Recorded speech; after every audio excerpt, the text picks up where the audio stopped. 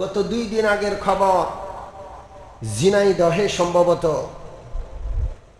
ঝিনাইদহের কিশোরগঞ্জে একটা মনে হয় থানা আছে, সম্ভবত সেই থানায় এক সন্তান তার মাকে হত্যা করে ঘরের মাটি খুঁড়ে সেখানে দাফন করে দিয়েছে, কবর দিয়ে দিয়েছে, মাটি চাপা দিয়ে দিয়েছে মাকে হত্যা করে। আহা, কোথায় আছি আমরা! আর সবচেয়ে আশ্চর্যের বিষয় হলো কোনো অন্যায়ের সাজা হচ্ছে না, কোনো অন্যায়ের সাজা নাই। ওই যে আল্লাহর বিধান বাদ দিয়ে পশ্চিমা বিচার ব্যবস্থা, আল্লাহর বিচার ব্যবস্থাকে, কোরআনী বিচার ব্যবস্থাকে দেশের বড় বড় দায়িত্বশীলরা মধ্যযুগীয় বলে গালি দেয়। ঠিক কি ঠিক না? আল্লাহ তাআলা পবিত্র কোরআনের সূরাতুল নূর 18 নম্বর পারায়, ওই সূরাতুল নূরের প্রথম পৃষ্ঠায় বলেছেন, ওয়ালিয়াশহাদ আযাবাহুমা তাইফাতুম মিনাল মুমিনিন। অপরাধীদেরকে এমন ভাবে সাজা দাও, কখনো কখনো সেই সাজাটা প্রকাশ্যে দিবা যেন সাধারণ জনগণ সাজা কায়েম হতে দেখে, সাজা প্রকাশ্যে দেওয়া হচ্ছে এটা দেখে তারা যেন ভয় পায়, তারা যেন অন্যায় কাজ থেকে বিরত থাকে। যখন কোনো অন্যায় কাজ করতে যাবে তখন ওই সাজার কথা চোখে ভাসবে, মনে ভাসবে যে আমিও যদি অন্যায় করে ধরা খাই তা আমাকেও হাজার হাজার মানুষের সামনে এইভাবে শাস্তি নিতে হবে, শাস্তি বরণ করতে হবে, শাস্তি ভোগ করতে হবে, তখন সে আর অন্যায় করবে না। কোরআনুল কারীমের সূরাতু বনী ইসরাঈলের গুরুত্বপূর্ণ 2-3টি আয়াত আপনাদের সামনে তেলাওয়াত করেছি। এই পবিত্র আয়াতে কারীমার মধ্যে আল্লাহ রাব্বুল আলামিন এই জগতের সবচাইতে গুরুত্বপূর্ণ 2টা হকের কথা বর্ণনা করেছেন। 1 নম্বর হক বান্দার উপর আল্লাহর হক, বান্দাকে যিনি বানিয়েছেন, বান্দার জন্য এই জগৎ যিনি তৈরি করেছেন, চাঁদ, সূর্য, গ্রহ, নক্ষত্র, পাহাড়, পর্বত, নদী, নালা, যত নেয়ামত সব বান্দার জন্য যে আল্লাহ বানিয়েছেন, 1 নম্বর হক হলো ওই আল্লাহ তাআলার। আল্লাহ তাআলার পরে একজন বান্দার উপর সবচাইতে বড় হক, সবচাইতে বেশি হক হলো বান্দার মা আর বাবার। আল্লাহ হলেন স্রষ্টা, মা বাবা হলেন সন্তানের দুনিয়াতে আসার মাধ্যম, উসিলা। স্রষ্টাকে, উসিলাকে মা বাবা, উসিলাকে। এই জন্য পৃথিবীতে যত ধর্ম, যত মতবাদ, যত মা আর বাবার অধিকারের বুলি যতজনে আওড়ায়, কোরআনে কারীমে মা বাবার হক সম্পর্কে যেইভাবে, যেই ভাষায়, যেই আন্তরিকতার সাথে বর্ণনা করেছে, পৃথিবীর কেউ এমনটা পারবে না। কারণ মানুষের বর্ণনা আর আল্লাহর বর্ণনা, সৃষ্টি আর স্রষ্টার যত বিশাল পার্থক্য, বর্ণনারও বিশাল পার্থক্য।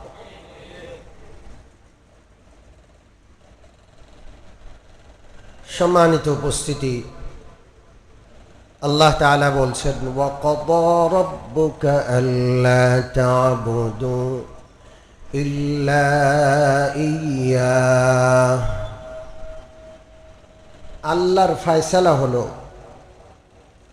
আল্লাহর সিদ্ধান্ত বান্দার ব্যাপারে, লা তা'বুদু ইল্লা ইয়্যা, হে বান্দারা তোমরা আল্লাহ ব্যতীত আর কারো ইবাদত করবা না। এটা কার সিদ্ধান্ত?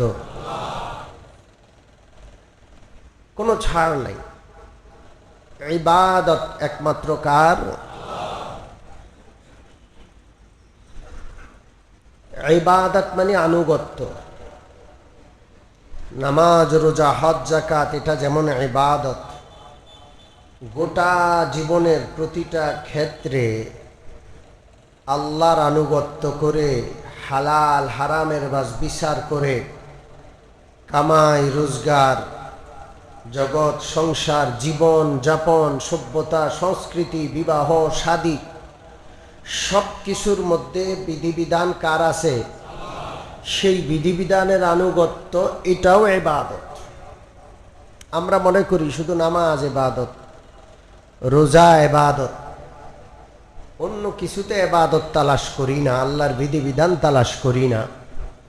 বরং কোন কোন মুসলমান তো অন্য ক্ষেত্রে আল্লাহর বিধিবিধানের কথা বললে রেগে যায় যে সব জায়গায় ধর্মকে টানবেন না।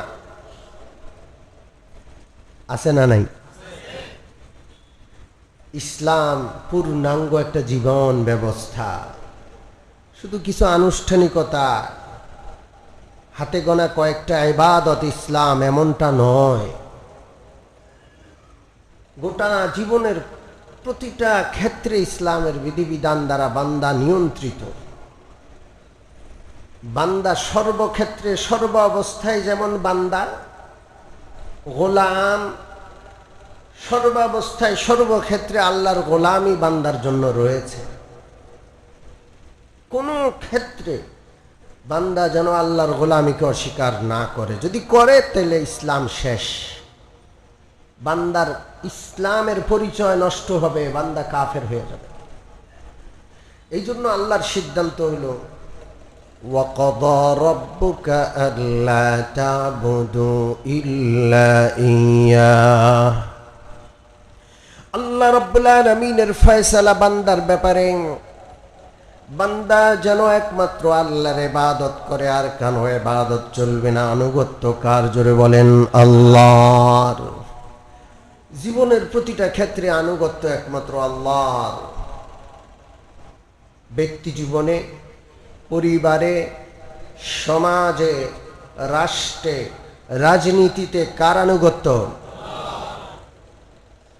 আমাদের রাজনীতিবিদরা কোত্থেকে শিখছে যে রাষ্ট্রের ক্ষেত্রে ধর্মকে টেনে আনা যাবে না? এই কথা যদি অন্তর থেকে বলে কাফের হয়ে যাবে। রাষ্ট্রের ক্ষেত্রে আল্লাহর বিধান আছে না নাই? রাষ্ট্রের ক্ষেত্রে নবীজি রাষ্ট্র পরিচালনা করে নবীজির বিধান তরিকা দিয়ে গেছেন কি না?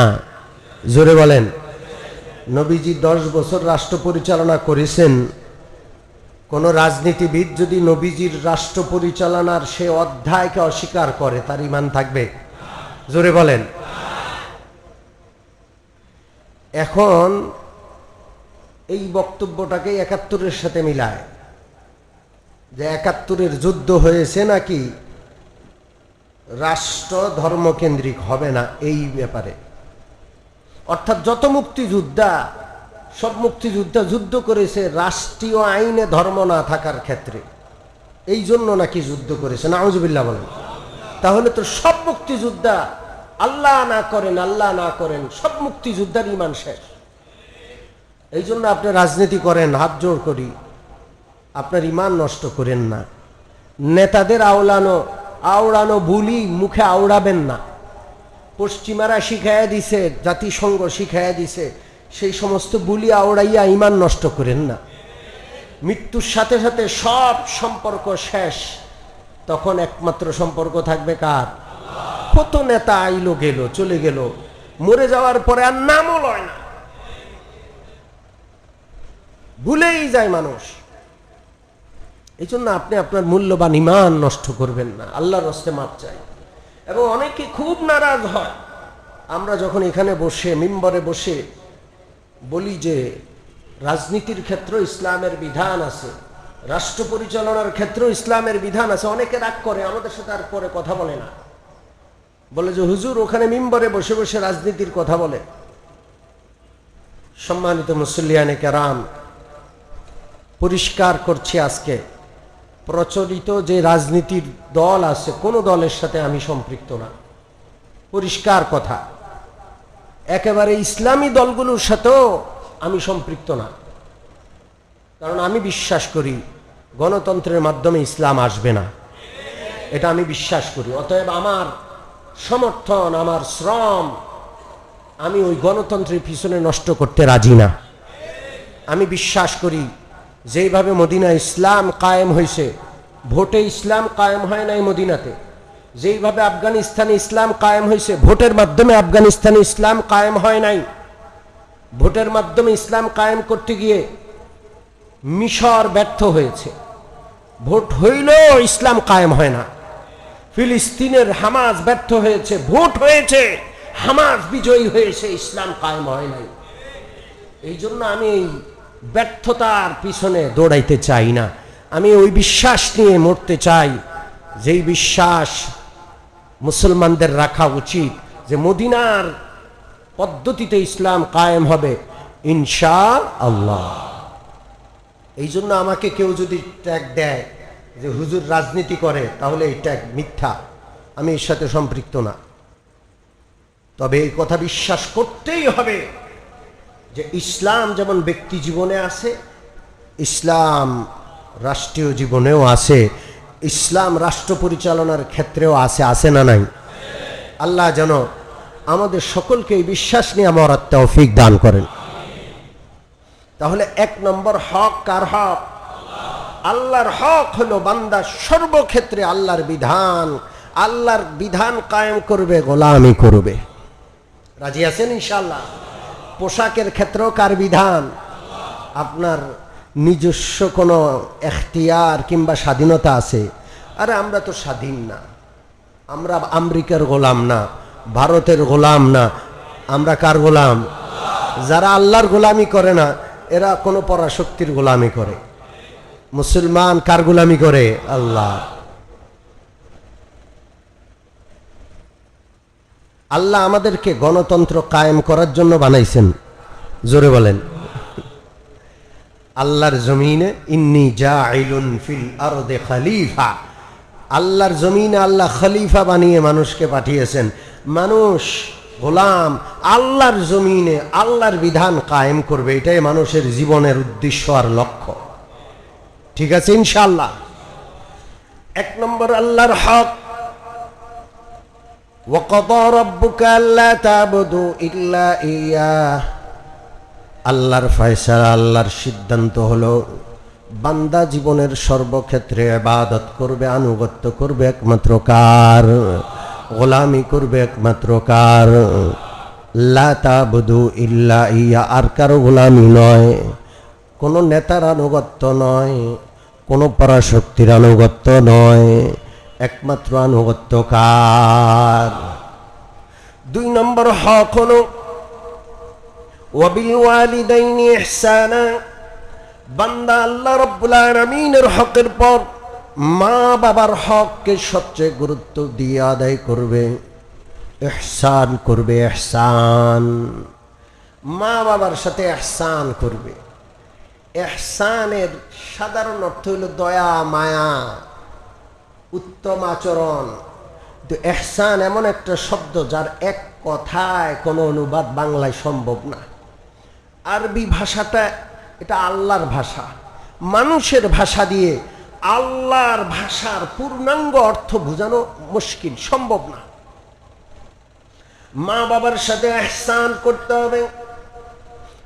চূড়ান্ত ভালো আচরণ, একটা মানুষের আচরণগত যত যোগ্যতা আছে শতভাগ যোগ্যতা খাটাইয়া সর্বোত্তম নম্রতা, ভদ্রতা, সর্বোত্তম ভাষার গুণ দিয়া মা বাবারে সন্তুষ্ট করতে হবে। এটা কার বিধান? সবচাইতে উত্তম আচরণ, পৃথিবীতে এর চেয়ে উত্তম আচরণ হয় না। মানুষ বন্ধুর সাথে খুব ভালো আচরণ করে, আরে বন্ধুর জন্য জান দিয়ে দিবে, পরাণ দিয়ে দিবে, আছে না নাই? কিন্তু মা বাবার সাথে ভালো আচরণ না, কোথায় কোথায় ধমক, কোথায় কোথায় চোখ রাঙ্গায় মা বাবার দিকে তাকায়া। মনে হয় যে পৃথিবীর সবচেয়ে নিকৃষ্ট হইল মা বাবা, পৃথিবীর সবচাইতে বোকা গর্দব মা বাবা, সে হইল সবচেয়ে ছাড়া। আছে না নাই? এগুলো কিয়ামতের আলামত, কিয়ামতের আলামত। বান্দা দুশ্মনকে আপন মনে করবে আর আপনকে দুশ্মন মনে করবে, এগুলো কিয়ামত। আপনি আমি যেন কিয়ামতের আলামত না হই। আপনারা জানেন মা বাবার সাথে চূড়ান্ত খারাপ আচরণ চলছে। গত সপ্তাহে মিরপুরে এক মার লাশ পাওয়া গেল, যেই মা 8-10 দিন আগে মরে নিজের ঘরে পৌঁছে গলে গায়ে শরীরে পোকা ধরে গেছে, দুর্গন্ধ যখন বাহিরে ছড়িয়ে পড়েছে, এলাকার লোক সেখানে এসে পুলিশ খবর দেয়। পুলিশ এসে দরজা ভেঙে প্রবেশ করে মায়ের ঘরটা একটা নর্দমার মতো। রাস্তার পাশে যে নর্দমা, যেখানে সিটি কর্পোরেশন ময়লা ফেলে, এই ময়লার নর্দমা যেমন, ওই মার ঘরটা তেমন। পোকা ধরে গেছে, সারা দেশে সমালোচনা। ওই মার 3টা সন্তান, 3টা ছেলে 1টা মেয়ে, 4টা সন্তান। সবগুলো সন্তান বড় বড় শিক্ষিত। এক সন্তান সরকারের সচিব, আরেক সন্তান বুয়েটের শিক্ষক, 3 নম্বর ছেলেটা হইল কানাডা প্রবাসী, প্রতিষ্ঠিত সেখানে। আর একটা মেয়ে, সেও একটা স্কুলের গুরুত্বপূর্ণ শিক্ষিকা। আপনি কি মনে করেন এই মা এই সন্তানগুলোকে শিক্ষিত করতে মায়ের রক্ত পানি হয়েছে? একটা বাচ্চাকে পড়ানো কত যে কষ্ট, আপনি নিজেই বুঝেন। যদি আপনার ফ্যামিলি থাকে, আপনার সন্তানকে আপনি পড়ান। ওই মার এই করুণ পরিণতি যে মায়ের গায়ে পোকা ধরে গেছে। এরপরে ওই ঘটনার রেশ কাটতে না কাটতে গত 2 দিন আগের খবর, ঝিনাইদহে, সম্ভবত ঝিনাইদহের কিশোরগঞ্জে একটা মনে হয় থানা আছে, সম্ভবত সেই থানায় এক সন্তান তার মাকে হত্যা করে ঘরের মাটি খুঁড়ে সেখানে দাফন করে দিয়েছে, কবর দিয়ে দিয়েছে, মাটি চাপা দিয়ে দিয়েছে, মাকে হত্যা করে। আহা, কোথায় আছি আমরা! আর সবচেয়ে আশ্চর্যের বিষয় হলো, কোনো অন্যায়ের সাজা হচ্ছে না, কোনো অন্যায়ের সাজা নাই। ওই যে আল্লাহর বিধান বাদ দিয়ে পশ্চিমা বিচার ব্যবস্থা, আল্লাহর বিচার ব্যবস্থাকে, কোরআনী বিচার ব্যবস্থাকে দেশের বড় বড় দায়িত্বশীলরা মধ্যযুগীয় বলে গালি দেয়। ঠিক কি ঠিক না? আল্লাহ তাআলা পবিত্র কোরআনের সূরাতুল নূর 18 নম্বর পারায়, ওই সূরাতুল নূরের প্রথম পৃষ্ঠায় বলেছেন, ওয়ালিয়াশহাদ আযাবাহুমা তাইফাতুম মিনাল মুমিনিন। অপরাধীদেরকে এমন ভাবে সাজা দাও, কখনো কখনো সেই সাজাটা প্রকাশ্যে দিবা যেন সাধারণ জনগণ সাজা কায়েম হতে দেখে। সাজা প্রকাশ্যে দেওয়া হচ্ছে এটা দেখে তারা যেন ভয় পায়, তারা যেন অন্যায় কাজ থেকে বিরত থাকে। যখন কোনো অন্যায় কাজ করতে যাবে তখন ওই সাজার কথা চোখে ভাসবে, মনে ভাসবে যে আমিও যদি অন্যায় করে ধরা খাই তা আমাকেও হাজার হাজার মানুষের সামনে এইভাবে শাস্তি নিতে হবে, শাস্তি বরণ করতে হবে, শাস্তি ভোগ করতে হবে। তখন সে আর অন্যায় করবে না। এটা আল্লাহর বিধান। আর আল্লাহর এই বিধানকে দেশের দায়িত্বশীল মন্ত্রী বলে, এখন তো আর মধ্যযুগ না, আমরা মধ্যযুগে ফিরে যেতে পারি না। অন্যায়কারী অন্যায় স্বীকার করছে, এরপরেও তার পক্ষে উকিল দাঁড়ানোর সুযোগ দেওয়া হচ্ছে। অন্যায়কারী অন্যায় করছে, তার পক্ষে উকিল কেউ দাঁড়াচ্ছে না। সরকার দেশের জনগণের ট্যাক্সের টাকা দিয়া অপরাধীর পক্ষে সরকারি খরচে সরকারি উকিল দাঁড় করাচ্ছে। কি আজব! অমুমিন মুসলমান, আল্লাহর দেওয়া বিচার ব্যবস্থা যখন মানুষ ত্যাগ করেছে, গোটা পৃথিবী অন্যায় অপরাধে ভরে গেছে। চুরির সাজা হচ্ছে কিন্তু চুরি বন্ধ হচ্ছে না, চুরির মাত্রা দিন দিন বাড়ছে। দুর্নীতির সাজা হচ্ছে, দুর্নীতির মাত্রা দিন দিন বেড়েই চলেছে। খুন খারাপি সাজা হচ্ছে, কিন্তু কেমন সাজা হচ্ছে? খুন খারাপি দিন দিন বাড়ছে। এক্ষুনি এক খুন করে জেলে যায়, বের হয়ে আসে আবার খুন করে।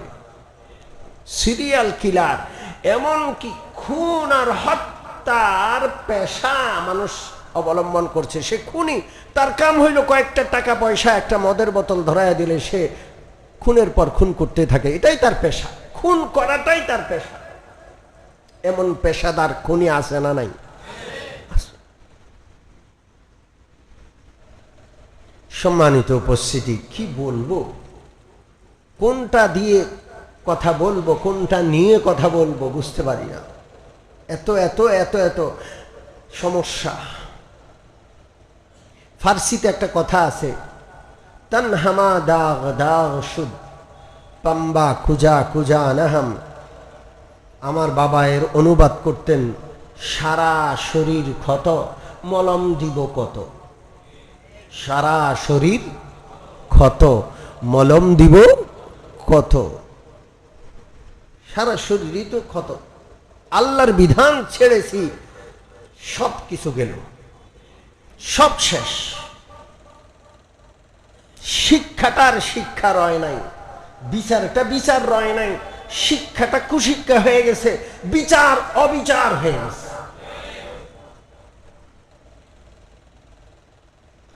অমুমিন মুসলমান, আল্লাহ রাব্বুল আলামিন নিজের হকের পরে মা বাবার হক এর কথা উল্লেখ করেছেন। মা বাবার কষ্টগুলোর কথা আল্লাহ কোরআনের পরতে পরতে বলেছেন। এমন ভাবে বলেছেন পৃথিবীর কেউ বলে নাই। কারণ মা বাবাকে বানিয়েছেন কে? জোরে বলেন আল্লাহ। সন্তানের জন্য মা বাবা কি কি কষ্ট করে সেটা সবচেয়ে বেশি জানেন কে? আল্লাহ।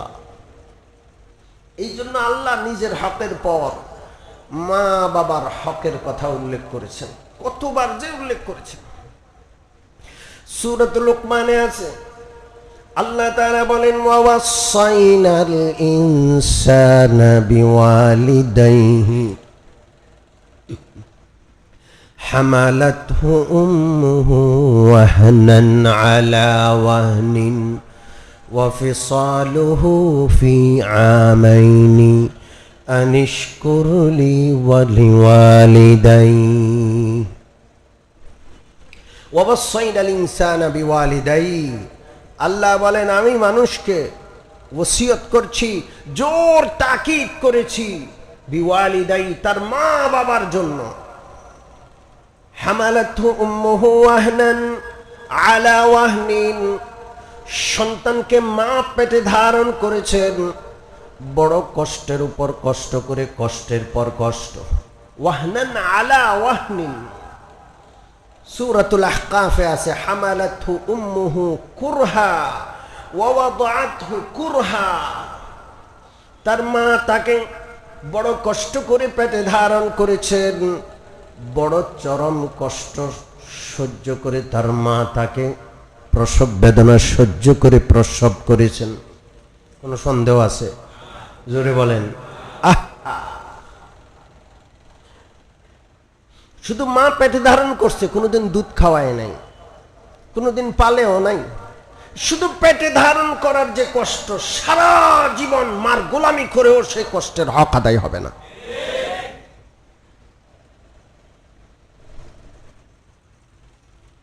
মার মাতৃত্বকালীন যে কষ্ট, পৃথিবীর কেউ সেই কষ্টের কথা উল্লেখ করে না। আল্লাহ তাআলা আসমানি কিতাব কোরআনে উল্লেখ করেছেন, কিয়ামত পর্যন্ত মানুষ তেলাওয়াত করবে। নারীদের স্বীকৃতি ইসলাম নাকি দেয় না, চাকরি করাইলে নাকি স্বীকৃতি হয়। নাউজুবিল্লাহ। আপনারা বলেন তো, চাকরি করা এটা মার জন্য সুবিধা না কষ্ট? জোরে বলেন।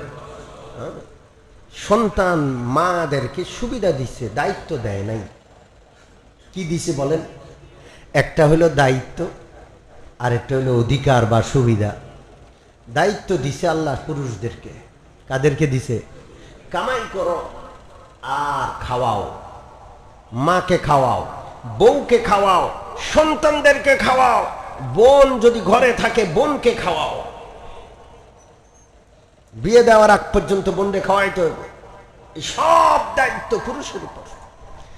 পুরুষ খাওয়াইতে গেলে কোথায় খাওয়াইব? হয়তো ব্যবসা করতে হইব। টাকা কামানো সহজ না কঠিন? জোরে বলেন।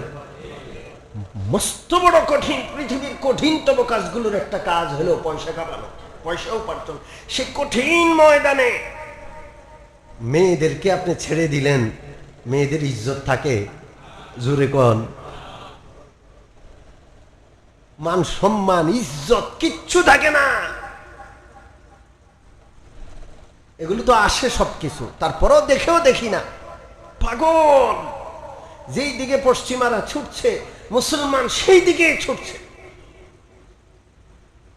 সম্মানিত মুসল্লিয়ানে কেরাম, একজন মা সন্তান পেটে ধারণ করেছে, তার সারা জীবন আর কোনো দায়িত্ব নাই।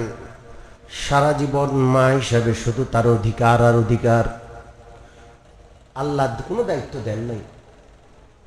নিজের দায়িত্বটা নিজেকে দেন নাই মাকে। যে মা, এই মার নিজের ভরণ পোষণের দায়িত্ব নিজের না। বিবাহ হওয়ার আগে একজন মা যে এখনো কুমারী, বিবাহ হয় নাই, তার বাবার উপর তার ভরণ পোষণের দায়িত্ব। বিবাহ হওয়ার পরে স্বামীর উপর তার ভরণ পোষণের দায়িত্ব। স্বামী যতদিন বেঁচে থাকবে স্বামীর উপরে দায়িত্ব। স্বামী যখন বুড়া হয়ে গেছে, উপার্জনে অক্ষম হয়ে গেছে, অথবা স্বামী মারা গেছেন, তার সন্তানের উপর তার ভরণ পোষণের দায়িত্ব।